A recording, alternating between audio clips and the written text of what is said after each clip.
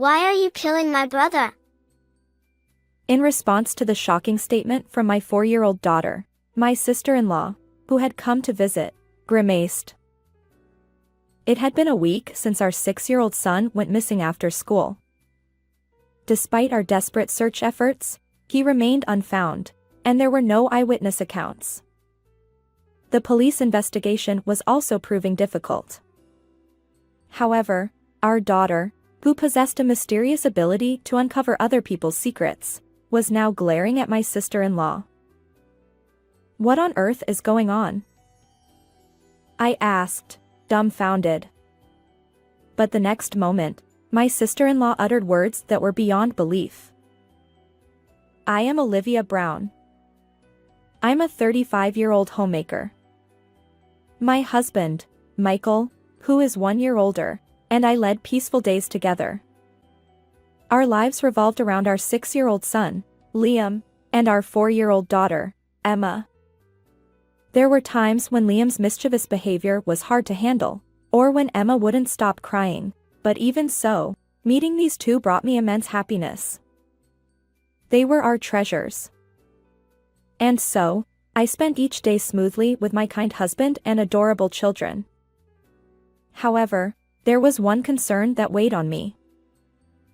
One morning, just after seeing off my family and catching my breath, our home's intercom blared loudly. I'm here again today. My sister-in-law exclaimed.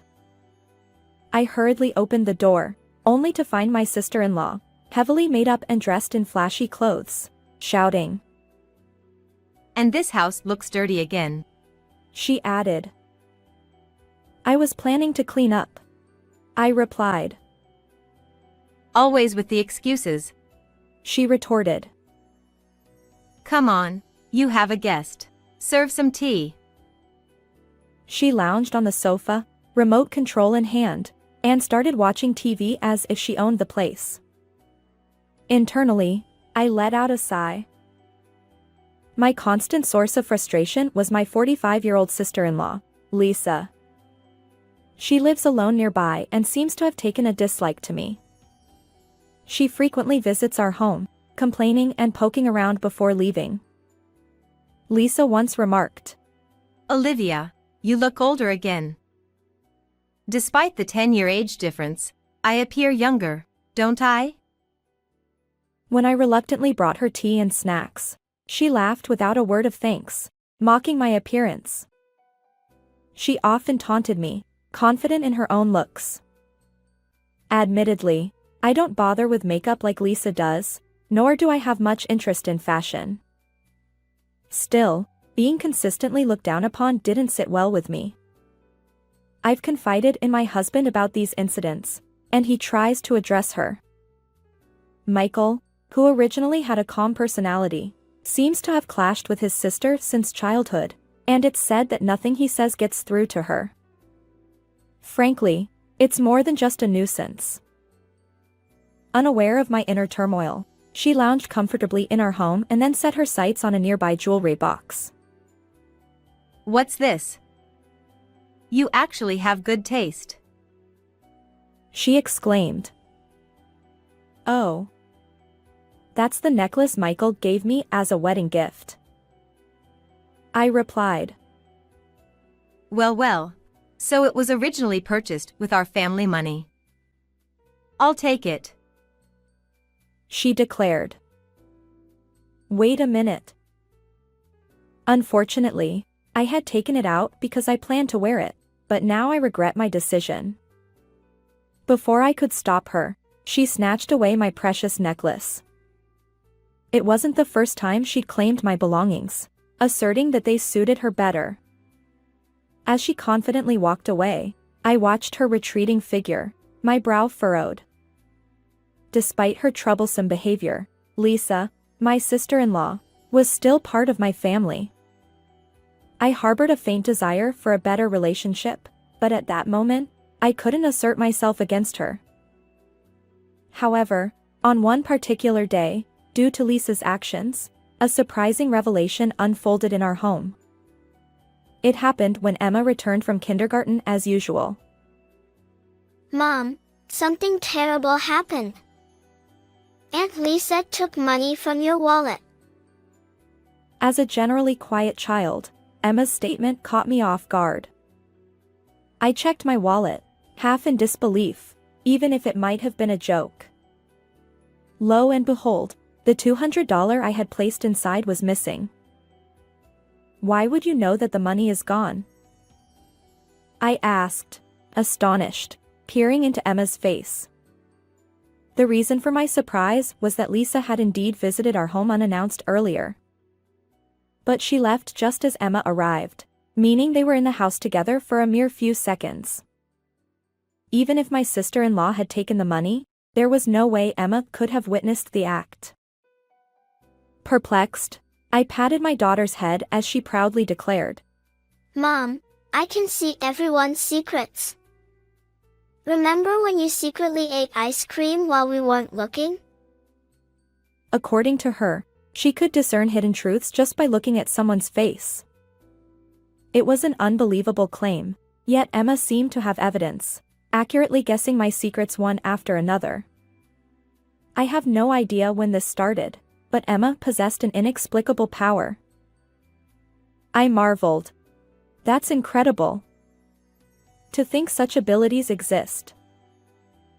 But Emma interrupted my thoughts, asking, Mom, do we really need to call Aunt Lisa? The surreal reality snapped me back. While Emma's testimony might not be reliable evidence, the only person who visited our home that day was Lisa. She was the only one who could have taken money from my wallet. When I confronted Lisa, she nonchalantly denied it, saying, I have no idea. Maybe your forgetfulness is to blame? Clearly, she had planned to play innocent from the start. Despite my attempts to contact her, Lisa hung up, irritable and uninterested in my response. She never touched money before. I sighed. She has to return what she stole. I stroked Emma's head. My feelings were a mix of frustration toward Lisa and astonishment at my daughter's mysterious power. Little did I know that this ability would prove invaluable in the future. The incident occurred about a week after discovering my daughter's abilities. This is strange. He should have finished classes by now, I thought. Although it was the usual time for him to be home, my son hadn't returned. Initially, I assumed he was out playing, but as darkness settled in, I grew increasingly worried. I contacted the school, but they confirmed he had returned home as usual. Even reaching out to his friends' houses yielded no results. Finally realizing it was an emergency, I immediately contacted my husband and the police, and together with Emma, we searched for Liam. Despite meticulously checking places he might be, there was no sign of our son. Where could he have gone? Emma wondered. Don't worry, we'll find him soon, I reassured her. As night fell, I held my despondent daughter close, trying to convince myself that everything would be all right. Liam, our son whom my husband and I have cherished, was missing. Although I was deeply worried, at that moment, I could only hold on to hope for his safety. However, my wishes remained unfulfilled, and even after a week, he hadn't been found. The police investigation continued, and I tirelessly searched whenever I could, but exhaustion weighed heavily on me. Where could that child have disappeared to? Anxious and on the verge of breaking down, I prepared to go out with Emma, who had a day off from kindergarten. That's when I heard a voice from the front door. Hey! Open up. I sighed heavily. It was probably Lisa visiting again, but I lacked the energy to deal with her. Still, I couldn't leave it unattended, so with a heavy heart, I opened the door. However, in the next moment, Emma, who had followed me to the front door, fixed Lisa with an intense gaze, a look I'd never seen before. Why? Why are you trying to kill my brother? Startled, I suddenly remembered something. Yes, Emma possessed a mysterious ability to uncover people's secrets. What on earth is going on? I stared at Lisa. Her heavily made-up face contorted, and her eyes widened as if she'd seen something terrifying when she looked at Emma. Lisa exclaimed. What's wrong with this kid? She suddenly accuses me like that. Disgusting. Lisa's face flushed, and she berated Emma in an agitated manner before abruptly turning on her heel and storming out. That reaction, she definitely knows something. While comforting my near teary-eyed daughter, I felt certain. Emma wasn't the type to hurl insults at people, and if there were nothing to hide, Lisa wouldn't have been so rattled. But to take action, I needed Emma's unique ability. Emma, tell me everything you know. Let's go rescue Liam. With determination, I spoke, and Emma nodded resolutely. As it turned out, Liam was at Lisa's house. Without hesitation, I took Emma with me and headed there.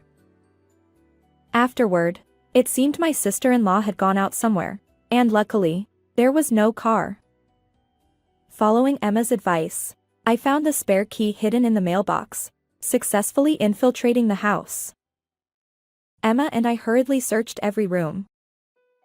Finally, in the farthest corner, a room resembling a storage area, I spotted the figure I'd been searching for all along. Liam. I cried out, rushing to my exhausted son. He was still breathing, but he was chained and in a precarious state.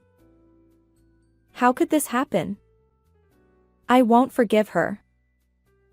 And so, faced with my son's desperate condition, I vowed revenge against my sister-in-law.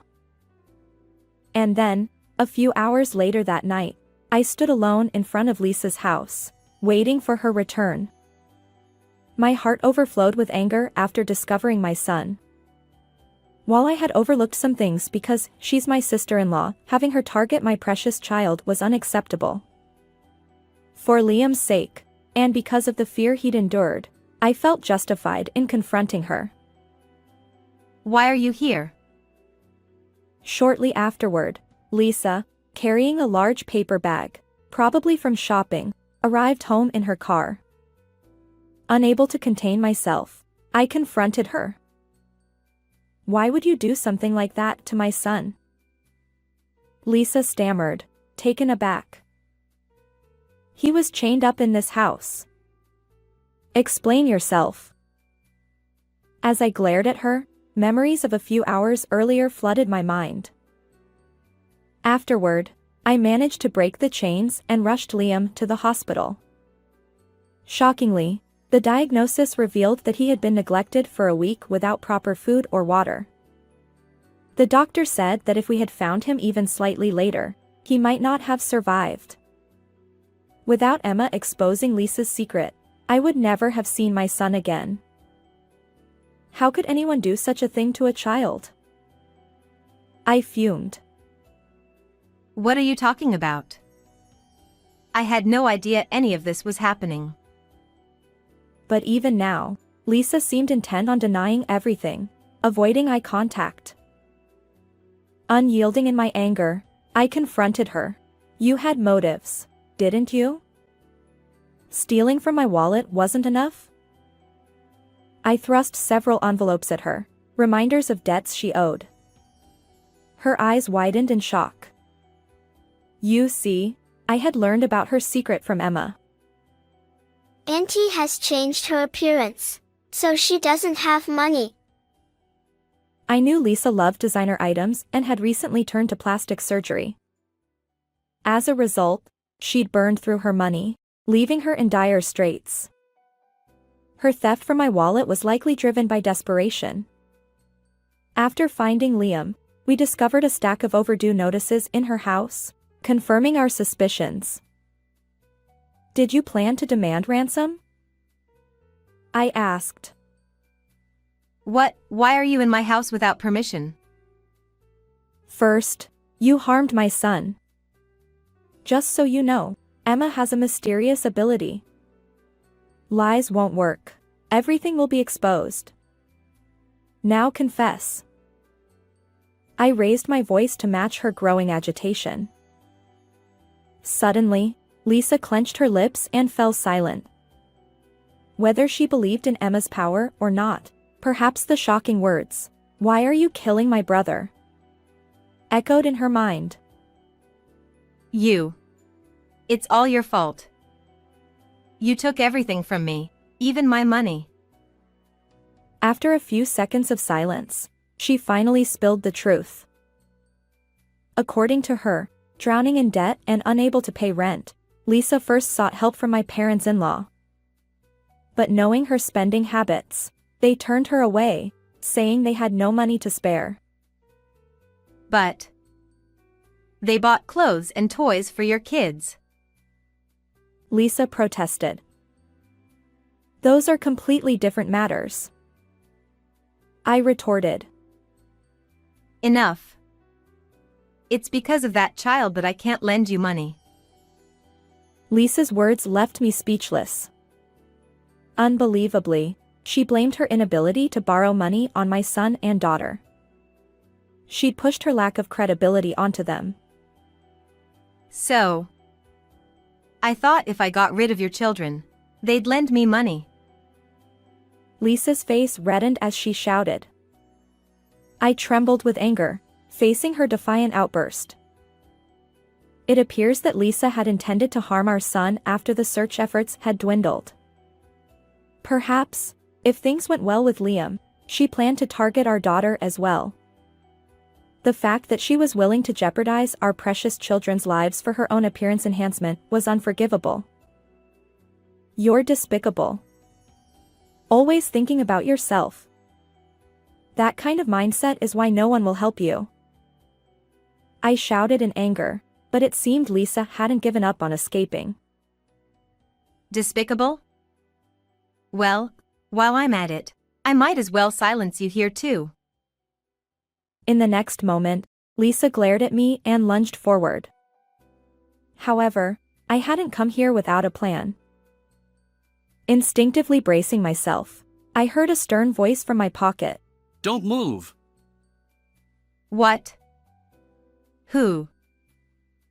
Startled by the sudden voice, Lisa froze, her eyes wide. While observing her, I discreetly pulled out my smartphone from my pocket. I'm on the phone with my husband. Plus, I've been recording everything since earlier, so your attempts to silence me are futile. In truth, at Michael's request, I'd been on the phone with him even before coming here. Realizing that there wouldn't be any concrete evidence left after rescuing our son before involving the police, I reluctantly decided to gather decisive proof by guiding her through this conversation and recording it all. It seems my plan had worked brilliantly. No. No, no. You won't tell the police, will you? Huh? I'll apologize. Look, your son is safe now. Can't we just let this go? As Lisa clung to me, her face pale, I sighed heavily. Even after everything, she still didn't grasp the gravity of her actions. How self-centered could she be? It's obvious we're reporting this. Besides, as soon as you confessed, Michael contacted the police.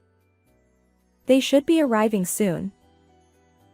Brushing her off, I explained, and Lisa's face turned even paler as she realized she had no escape. Please. Forgive me. I don't want to go to the police. Her makeup smeared from crying, she finally sank to her knees. But as sirens approached, she remained defeated, and the police took her away. In the end, Lisa was arrested after being taken to the police station. Her severe sentence reflected the gravity of her actions, and she wouldn't be out of prison for a while. While relieved, I couldn't simply forgive her. Through a lawyer, we're also seeking $30,000 in compensation. My husband and parents-in-law have cut ties with her completely, so even if she's released, Lisa faces a debt-ridden future. Meanwhile, our family moved to a quieter town, cherishing happier days than ever before. For the sake of our beloved children, my husband and I will continue to protect this peaceful life. How did you find this story? Don't forget to subscribe to our channel. Until next time.